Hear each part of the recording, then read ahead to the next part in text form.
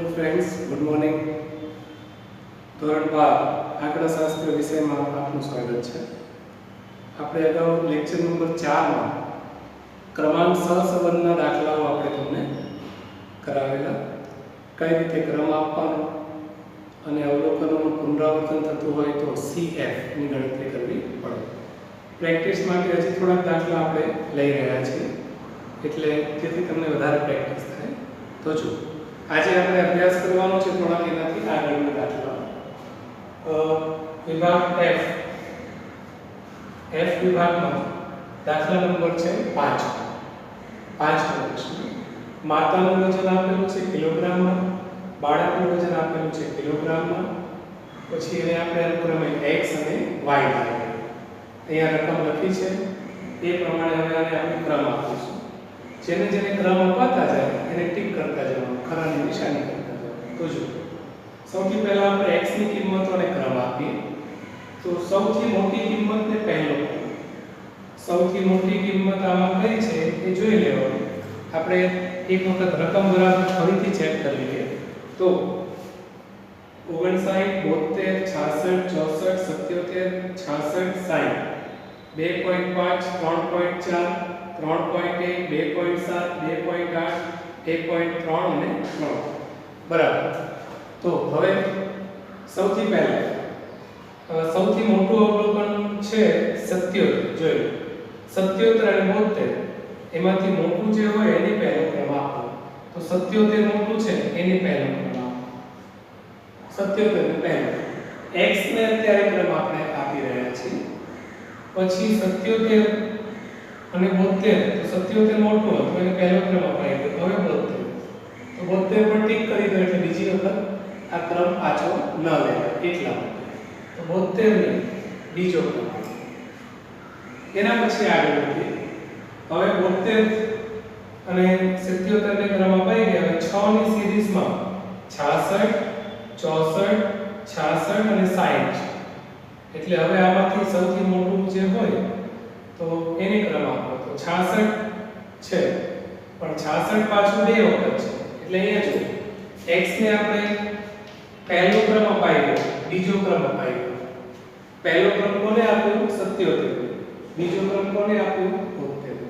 હવે ત્રીજા ક્રમ આપવાની નક્કી કરવાનું છે, તો 66 પછી 64 આવશે, પછી 60 આવશે, એટલે મોટું 66 છે, તો 66 પાછું બે વખત છે, બે વખત છે એટલે 66 ને હવે ત્રીજો ક્રમ આવે અને ચોથો ક્રમ આવે, ભાગ્યા 2।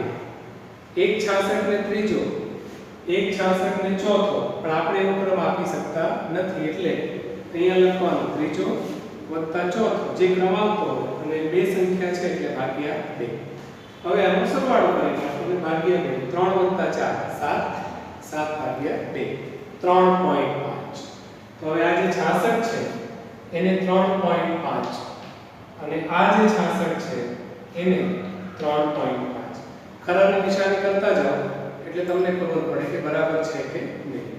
અને હવે ત્રીજો ચોથો ક્રમ અપાઈ ગયો, હવે છે 64 અને 60, તો 64 અને 60 માંથી 64 મોટું છે, તો 64 એને 5 માં બનાવો, તો 64 એને 5 માં, પછી 60 અને 59 એમાં 60 મોટું છે, ટીક કરી દો, 60 ને છઠ્ઠો, 60 ને છઠ્ઠો, અને હવે છેલ્લે વધે છે 59, 59 ને 7 નો।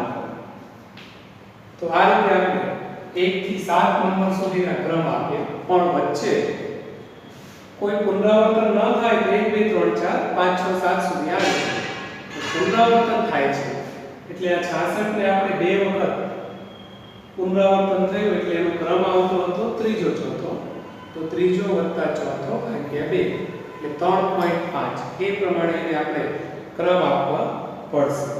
હવે આપણે y ને ક્રમ આપીએ, તો y માં સૌથી પહેલા સૌથી મોટું છે 3 ની સિરીઝમાં 3.0 3.1 3.4 2.5, તો આમાં સૌથી મોટું છે 3.4, બરાબર। તો 3.4 ને પહેલો ક્રમ આપો, ટીક કરતા જાઓ જેથી બીજી વખત એને ક્રમ આપવો ન પડે। તો y માં પહેલો ક્રમ આવી ગયો 3.4. 3.4 પછી હજી 3 વાળું કયું બાકી? તો 3.1 અને 3. 3.1 અને 3. તો 3.1 અને 3 માં 3.1 પહેલા આવે, મોટું છે એટલે આને બીજો ક્રમ. ત્યાર પછી 3 એને ત્રીજો ક્રમ આવે. એટલે આપણે પહેલો ક્રમ અપાઈ ગયો, બીજો ક્રમ અપાઈ ગયો, ત્રીજો ક્રમ અપાઈ ગયો. હવે પછી આપણે જે ક્રમ આપવાનો છે, તો હવે 2 ની સિરીઝમાં જોઈએ તો 2.8, 2.7, 2.5, 2.3. તો 2.8 બધા કરતા મોટું છે, તો 2.8 ને ચોથો ક્રમ આપો. એટલે આમાં ચોથો ક્રમ. પછી 2.7 એને પાંચમો ક્રમ આપો. તો તમે ક્રમ પાંચમો પણ આપી દીધો. એના પછી 2.5 અને 2.3 માંથી મોટું જે હોય ને એને પહેલા ક્રમ. યાદ રાખો 2 તો છે જ, 2.5, 2.3 એમાં 2.5 વધારે મોટું, એના કરતા મોટું એટલે એને છઠ્ઠો ક્રમ. તો 2.5 ને છઠ્ઠો. હવે જુઓ તો એક જ વધે છે. શું વધ્યું? 2.3. આને ઠીક કરી દો, એને 7 મૂકો. તો આ રીતે આપણે x અને y બંનેને ક્રમ આપી દીધા. હવે એનો તફાવત કરવાનો. તો ક્રમનો તફાવત એટલે d. તો d 7 - 6 એટલે કે 1. પછી એનો વર્ગ કરતા જઈએ તોય ચાલે. 1 નો વર્ગ કરો 1. પછી 2 - 1 એટલે 1. 1 નો વર્ગ કરો 1. ત્યાર પછી 3.5 - 2 એટલે 1.5. એનો વર્ગ કરો તો 2.25. 5 - 5 0.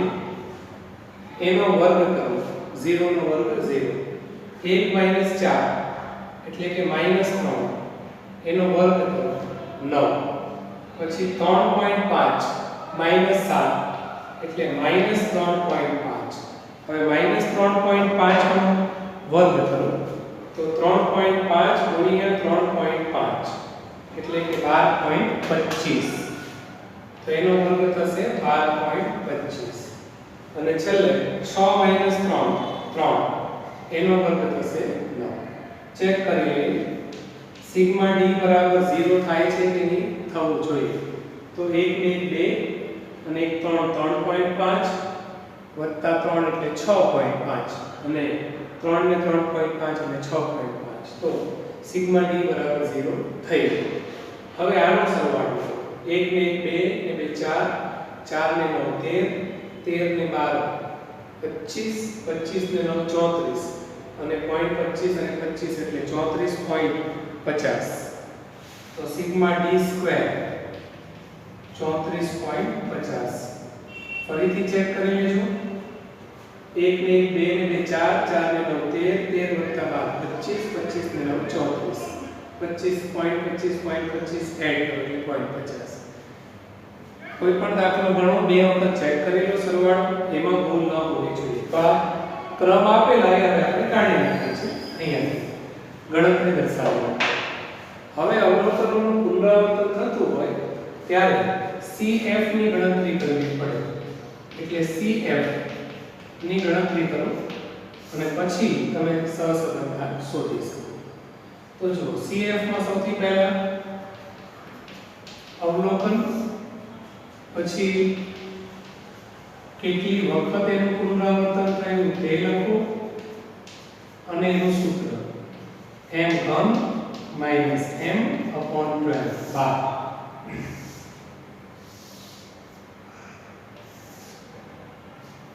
તો જો કેટલી વખત અવલોકનનું પુનરાવર્તન થયું તે જો. તો આમાં x માં આપણી પાસે 66 હતું ને, એ બે વખત આવેલું પુનરાવર્તન. y માં તો કોઈ અવલોકનનું પુનરાવર્તન થયું નથી. y માં જો 1 2 3 4 5 6 7 એમાં કોઈ ક્રમ પુનરાવર્તન નથી થયું. આમાં થયું 1 2 પછી 3 નથી. જો ત્યાં આપણે કર્યું 3 + 4 ભાગ્યા 2 એટલે 3.5. 3 અને 4 જતું રહ્યું, પછી 5 6 અને 7 એટલે આમાં પુનરાવર્તન હતું x માં અવલોકન 66 એનું કેટલી વખત પુનરાવર્તન થયું તો 2 વખત અવલોકન 66 હતું એ 2 વખત આવ્યું તો પહેલા તો લખવાનું અવલોકન ની કિંમત એટલે કે 66 કેટલી વખત 2 વખત હવે આ સૂત્રમાં કિંમત મૂકી દો એટલે 2 નો ઘન માઈનસ 2 ભાગ્યા 12 2 નો ઘન 2 ગુણ્યા 2 ગુણ્યા 2 8 માઈનસ 2 એટલે 6 6 ભાગ્યા 12 એટલે 0.5 હવે બીજું કોઈ અવલોકન આમાં પુનરાવર્તન નથી થયું એટલે આ જ આનો જવાબ એટલે કે કુલ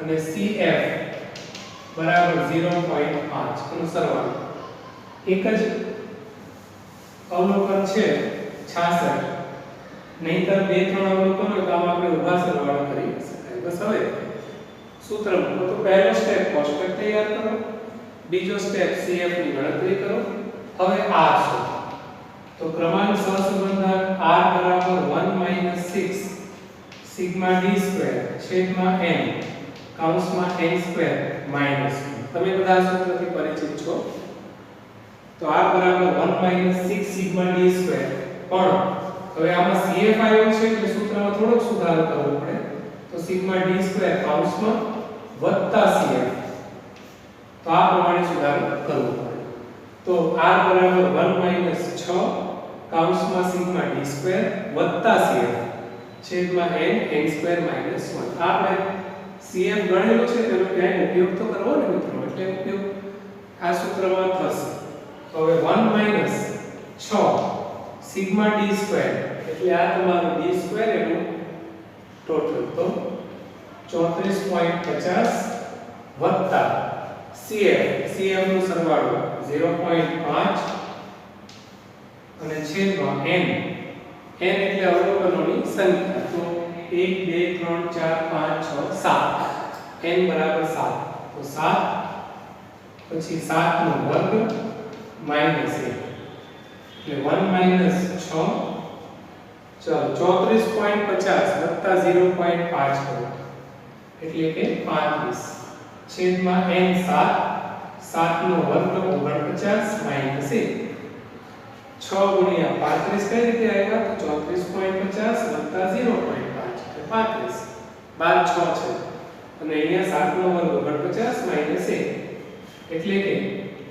1 માઈનસ 35 ગુણ્યા 6 કરો તો 210 અને 7 ગુણ્યા કૌંસમાં 49 માઈનસ 1 એટલે 48 1 માઈનસ 35 ગુણ્યા 6 210 અને છેદમાં 7 ગુણ્યા 48 એટલે બરાબર 1 માઈનસ 210 ભાગ્યા 7 ગુણ્યા 48 કરી લઈએ આપણે તો 7 ગુણ્યા 48 બરાબર 336 તમે કેલ્ક્યુલેટર પર કરતા જાઓ તો 1 માઈનસ 210 ભાગ્યા 336 એટલે હવે આપણે એનો ભાગાકાર કરી નાખીએ તો 210 ભાગ્યા 336 0.625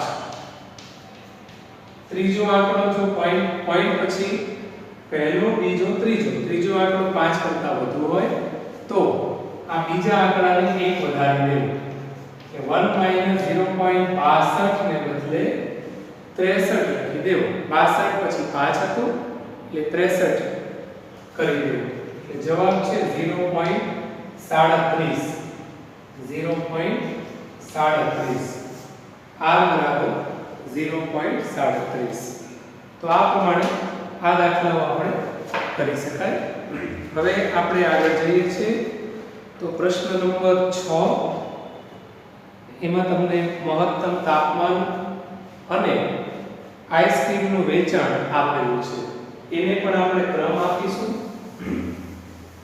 આ ખાનું આપણે જેમ છે એમ જ રહેવા દઈએ અને અહીંયાની જે ડિટેલ છે એ આપણે ખાલી ચેન્જ કરીએ છીએ તો દાખલા નંબર 6 છે એમાં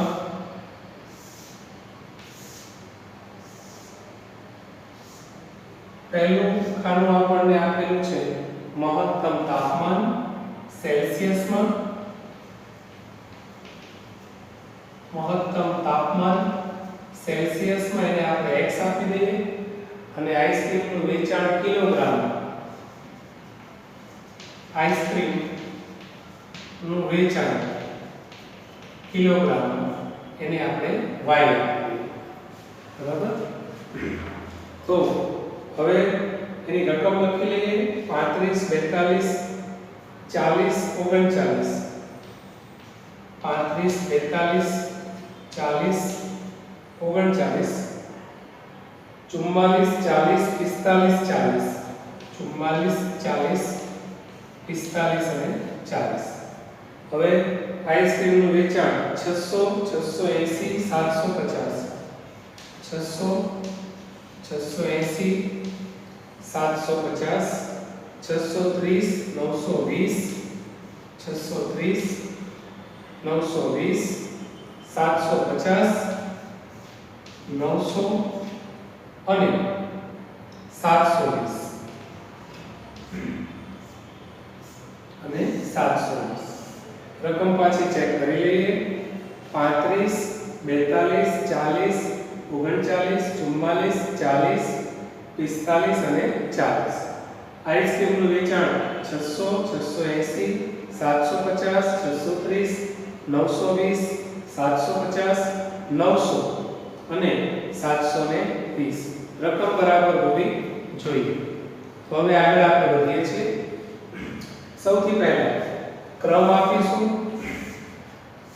x ને અને પછી y ને ક્રમ આપીશું એને આપણે ry લખીશું આ CF ની ગણતરી હવે પછી પાછી આપણે કરીશું r પાછું શોધીશું તો ચાલો આને આપણે ક્રમ આપી દઈએ x ને હું લખું છું કયા કયા ક્રમ આપી શકાય અને y સૌથી પહેલા x માં 4 ની સિરીઝમાં સૌથી મોટું છે 45 તો 45 ને પહેલો ક્રમ આપો એટલે અહીંયા પહેલો ક્રમ અપાઈ ગયો ત્યાર પછી 45 થી નાનું છે 44 જોતા રહેજો પુનરાવર્તન નથી થતું ને બે વખત નથી આવતું ને તો 44 ને બીજો ક્રમ આપો બીજો ક્રમ અપાઈ ગયો ત્યાર પછી 44 થી નાનું છે 42 એ 42 ને ત્રીજો ક્રમ આપો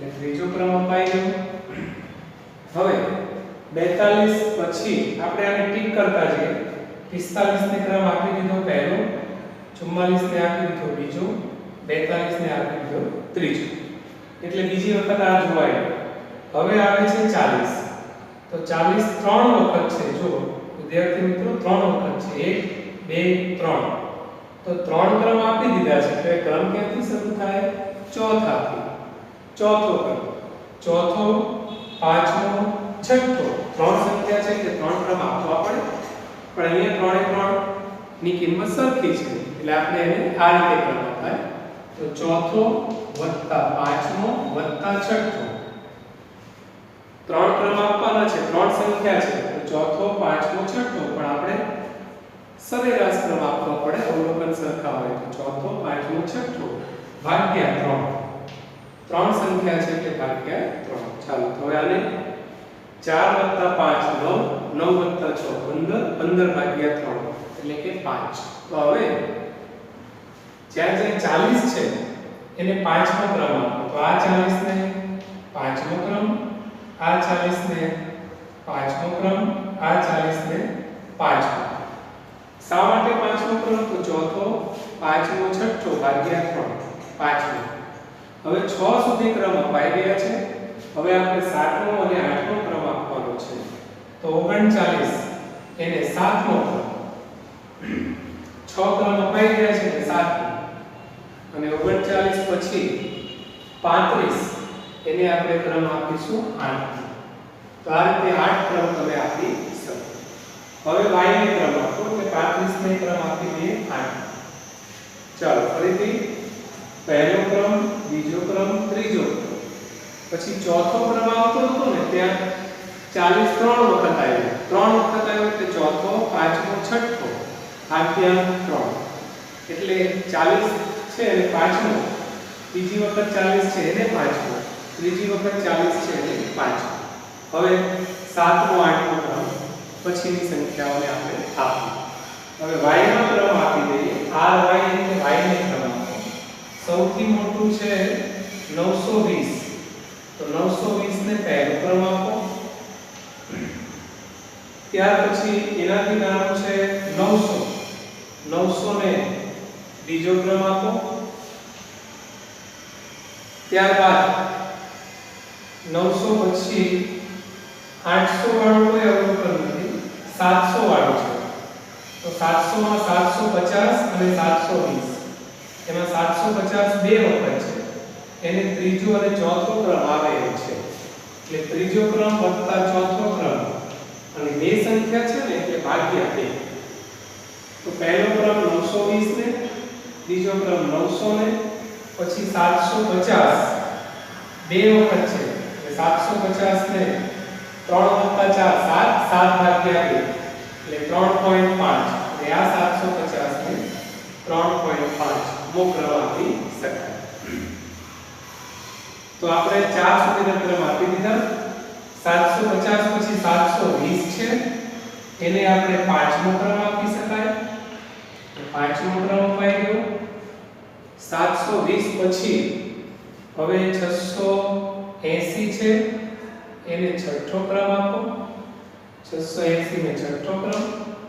એના પછી 630 છે, એને 7મો ક્રમ.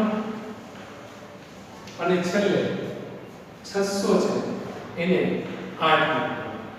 તો 600 એટલે 8મો ક્રમ. તો 8 સંખ્યાઓ હતી જોઈ, બધાને આપણે ક્રમ આપી દીધા.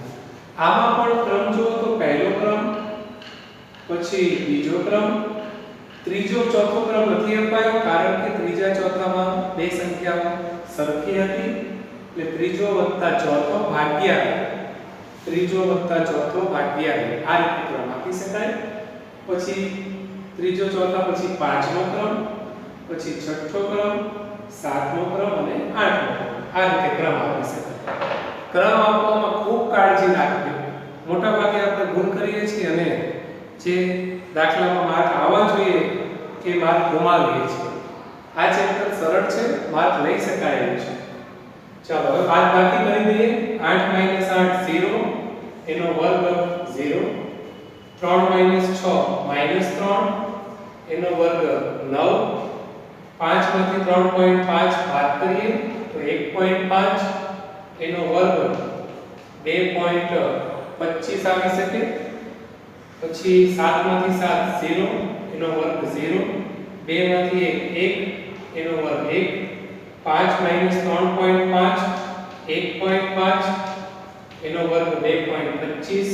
1 માંથી 2 -1, એનો વર્ગ 1. 5 માંથી 5 0, એનો વર્ગ 0. હવે આ સિગ્મા d 0 થવું જોઈએ.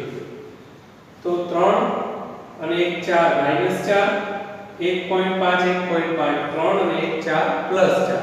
તો -4 અને +4 નો સરવાળો 0. હવે સરવાળો કરી શકાય સિગ્મા d². તો સિગ્મા d² નો સરવાળો કરીએ. 9 ને 2 11 ને 12 ને 14 અને 1 15, ફરીથી 2 ને 1 3 ને 1 4 ને 9 15 અને 0.25 એટલે 15.50. 15.50 સિગ્મા d² નો સરવાળો થશે 15.50. તો આ રીતે આપણે બહુ કાળજીપૂર્વક કોષ્ટક તૈયાર કર્યું. હવે આપણે CF ની ગણતરી કરવાની છે ફરીથી. તો CF ની ગણતરી કરી દઈએ કરેક્શન ફેક્ટરની. તો એમાં સૌથી પહેલું કામ અવલોકન અથવા અવલોકનની કિંમત. તમે અવલોકનની કિંમત એમ પણ લખી શકો. પછી કેટલી વખત પુનરાવર્તન થયું તે લખો અને પછી એનું સૂત્ર m3 - m/12. આ પ્રમાણે આપણે જઈશું. કયું અવલોકન પુનરાવર્તન પામે છે એ આપણે જોવાનું છે. તો સૌથી પહેલા x માં આપણે 3.5 વાળું અવલોકન 40 હતું એ 3 વખત આવતું તો x માં અવલોકન હતું 40 અને 3 વખત આવેલું જો એક પાછું જોઈએ તો 40 1 2 3 વખત આવે એટલે કિંમત 40 અને કેટલી વખત તો 3 વખત હવે એની ગણતરી તમે અહીંયા લખી શકો સૂત્રમાં તમે કિંમત મૂકી દો તો 3 નો ઘન માઈનસ 3 ભાગ્યા 12 3 નો ઘન 27 3 ગુણ્યા 3 ગુણ્યા 3 27 માઈનસ 3 એટલે 24 24 ભાગ્યા 12 એટલે કે 2 તો અહીંયા CF 2 પછી y માં કયું અવલોકન પુનરાવર્તન થયું હતું તો આ 3.5 વાળું y માં હતું 750 બે વખત આવ્યો એટલે અવલોકનની કિંમત 750 કેટલી વખત આવ્યું હતું 2 વખત હવે 2 નો ઘન માઈનસ 2 છેદમાં 12 તો 2 નો ઘન 8 માઈનસ 2 2 નો ઘન 8 માઈનસ 2 એટલે 6 ભાગ્યા 12 6 ભાગ્યા 12 0.5 તો આ રીતે અને હવે અહીંયા કુલ તો CF બરાબર આનો સરવાળો 2 0.5 એટલે કે 2.5 2 0.5 જ્યારે પણ અવલોકનોનું પુનરાવર્તન થાય તો આવું કોલમ બનાવવું જ પડશે હવે r ની ગણતરી તો r બરાબર 1 - 6 કૌંસમાં સિગ્મા d² પ્લસ CF છેદમાં n કૌંસમાં n² - 1 આ સૂત્ર યાદ રાખો તો 1 - 6 સિગ્મા d² એટલે આ 15.50 પ્લસ CF આપણે એનો સરવાળો 2.5 છેદમાં n અવલોકનો ગણવામાં પણ વિદ્યાર્થી મિત્રો ભૂલ નહીં કરતા 1 2 3 4 5 6 7 8 8 અવલોકન 8 નો વર્ગ માઈનસ 1 એટલે 1 - 6 કૌંસમાં 15.5 વત્તા 2.5 15 એટલે 17 0.5 એટલે 0.5 એટલે 18 છેદમાં 8 8 નો વર્ગ 64 માઈનસ 1 8 નો વર્ગ 64 માઈનસ 1 એટલે 1 માઈનસ 18 ગુણ્યા 6 કરીએ તો 108 થાય ગણી જોજો પછી 8 કૌંસમાં 64 માંથી 1 કરીએ એટલે 63 થાય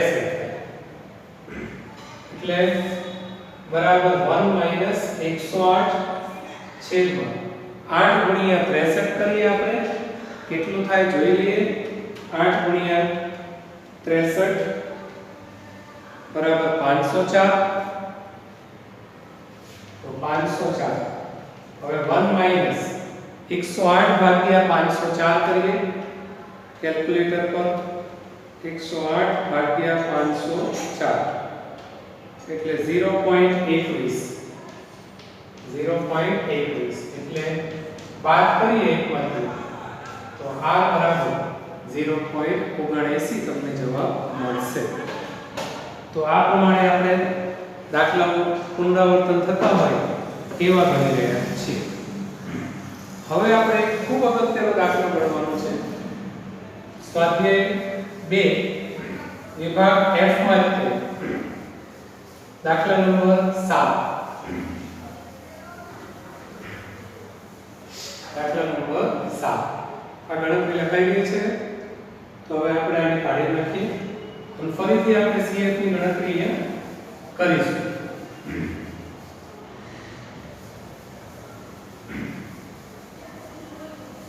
તો F વિભાગનો એક ખૂબ અગત્યનો દાખલો છે દાખલા નંબર 7 એમાં તમને વિદ્યાર્થી A B C D અને E આપેલા છે દાખલા નંબર સ્વાધ્યાય 2 વિભાગ F દાખલા નંબર 7 વિદ્યાર્થી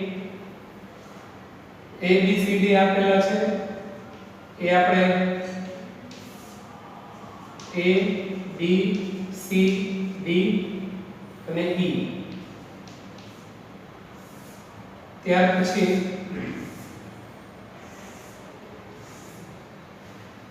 આપણને આપસૂઝ આવડતમાં ગુણ અને ઇંગ્લિશ બોલવાની આવડતમાં ગુણ એવા બે પ્રકારના ગુણ આપેલા છે. તો આપસૂઝ આવડતમાં ગુણ એને આપણે x કહીશું અને ઇંગ્લિશ બોલવાની આવડતમાં ગુણ ઇંગ્લિશમાં ગુણ એને આપણે કહીશું y. હવે એની રકમ લખી લઈએ 5 5 5 તો 5 5 5 ફરીથી 5 અને 5 અને y ની કિંમત છે 2 -2 -2 2 -2 0 અને 2.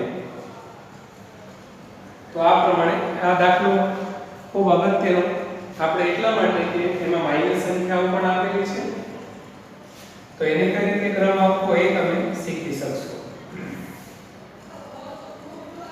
તો આને આપણે ક્રમ આપીશું.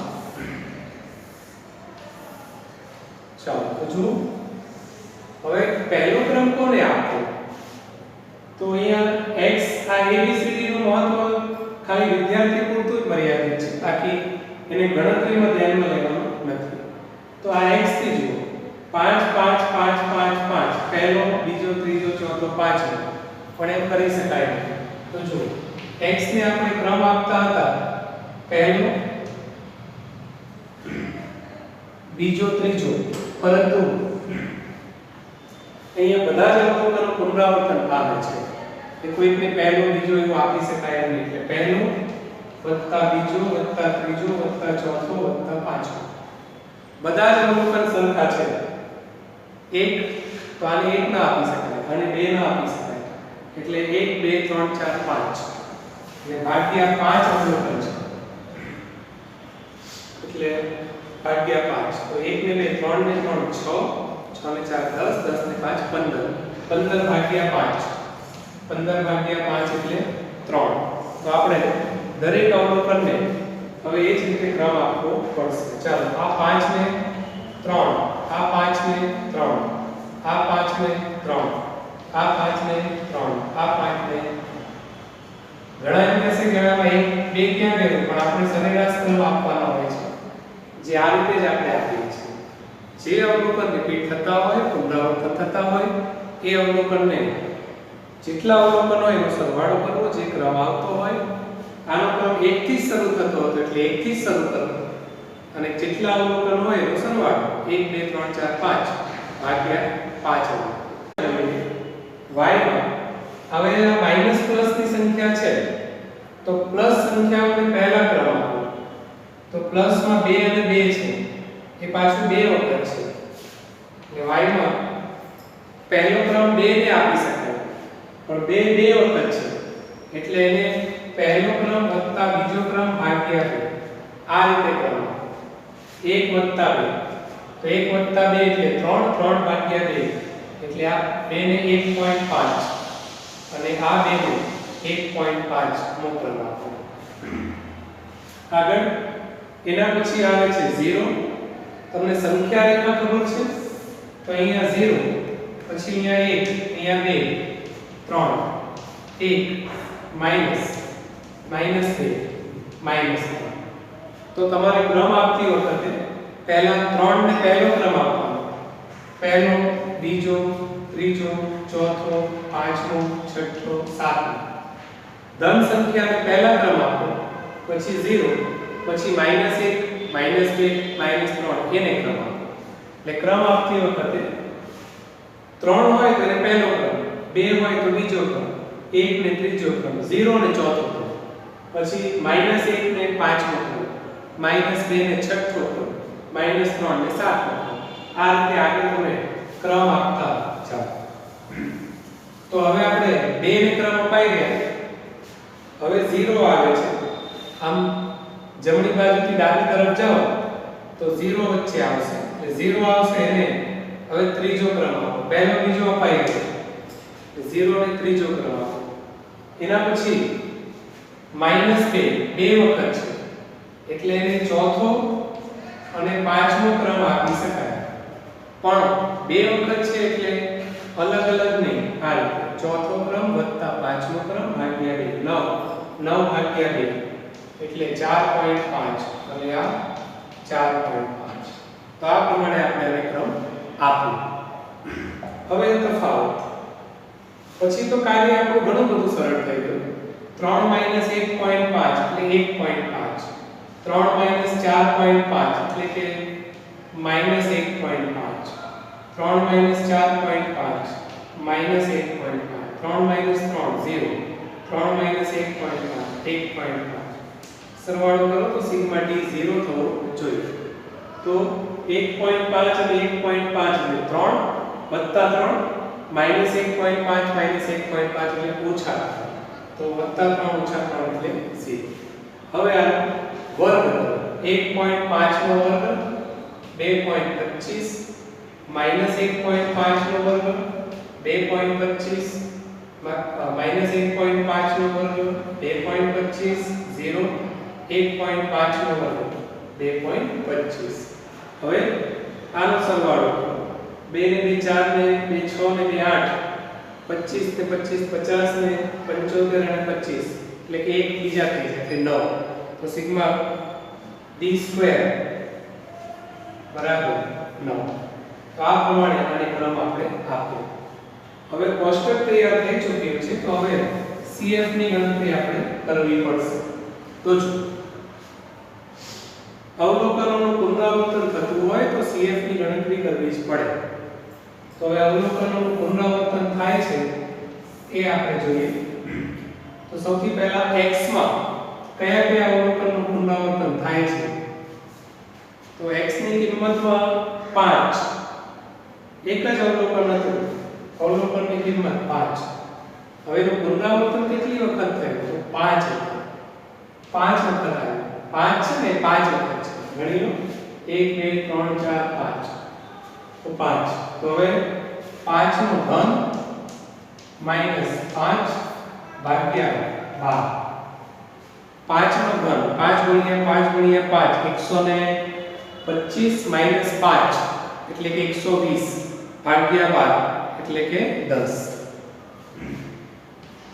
કેલ્ક્યુલેટર પર કરી શકાય 5 નો ઘન 125 5 120 થયા અને ભાગ્યા 12 120 ભાગ્યા 12 એટલે 10 ત્યાર પછી y માં કયો અવલોકન પુનરાવર્તન પામે છે તો y માં પહેલા તો +2 એ 2 વખત આવ્યું એટલે 2 એ 2 વખત આવ્યું એટલે 2 નો ઘન -2 ભાગ્યા 12 2 નો ઘન 8 -2 6 ભાગ્યા 12 એટલે 0.5 અને હજી એક અવલોકન પુનરાવર્તન પામેલું -2 પણ 2 વખત આવ્યું -2 પણ 2 વખત છે તો -2 2 વખત અને ફરીથી 2 નો ઘન -2 ભાગ્યા 12 0.5 તો આ રીતે આની ગણતરી થઈ શકે કુલ અને CF બરાબર 5 વખત આવ્યું સૂત્રમાં જેટલી આને આપણે m કહેવાય જેટલી વખત આવે એ m છે પછી આ સૂત્રમાં કિંમત 2 વખત આવ્યું -2 2 વખત આવ્યું તો હવે CF 10 વત્તા 0.5 વત્તા 0.5 તો CF બરાબર 11 હવે આપણે R શોધીશું R બરાબર 1 - 6 કૌંસમાં sigma d square plus CF છેદમાં n કૌંસમાં n સ્ક્વેર માઈનસ 1 એ 1 - 6 સિગ્મા d સ્ક્વેર છે 9 સિગ્મા d સ્ક્વેર છે 9 વત્તા CF જો તો કેટલું છે તો આ રહ્યું CF આપણે ગણેલું ને તે તો CF 11 છેદમાં n એટલે અવલોકનોની સંખ્યા તો 1 2 3 4 5 1 2 3 4 5 કૌંસમાં 5 નો વર્ગ -1 એટલે 1 - 6 9 વત્તા 11 એટલે 20 છેદમાં 5 5 નો વર્ગ 25 - 1 એટલે બરાબર 1 - 6 કૌંસમાં 6 * 20 કરી નાખીએ હવે આપણે એટલે 120 6 ગુણ્યા 20 120 છેદમાં 5 કૌંસમાં 25 માંથી 1 બાદ કરો તો 24 એટલે 1 માઈનસ 120 ભાગ્યા 24 ગુણ્યા 5 120 તો 1 માઈનસ 120 ભાગ્યા 120 કરીએ તો જવાબ 1 એટલે કે 1 માંથી 1 r બરાબર 0. તો અહીંયા આપણે એવા અવલોકન લીધા છે ઘણી બધી વખત પુનરાવર્તન પામતા હોય. હવે પછીના લેક્ચરમાં આપણે ટૂંકા દાખલાઓનો અભ્યાસ કરીશું કે ટૂંકા દાખલાઓ કઈ રીતે ગણી શકાય. એ પહેલા મેં તમને લેક્ચર 4 માં ઉદાહરણ હોમવર્કમાં આપેલા એ તમારે ફરીથી એક વખત ગણી લેવા જોઈએ. તો અહીંયા આપણું જે હોમવર્ક હતું એમાં ઉદાહરણ નંબર 21 22 અને 23 વિદ્યાર્થી મિત્રો આ તમે ગણ્યા કે નહીં? ઉદાહરણ 21 22 અને 23 ગણિત તૈયાર રાખો. તમને એમાં પણ બહુ 23 નો દાખલો ખૂબ અગત્યનો છે. તો અહીંયા આપણે ક્રમાંક સહસંબંધ દાખલા મોટા દાખલા પૂરા કર્યા. હવે પછીના લેક્ચરમાં નાના દાખલાઓ શરૂ કરીશું. ત્યાં સુધી આ કાર્ય તમે કરતા રહો. આવજો.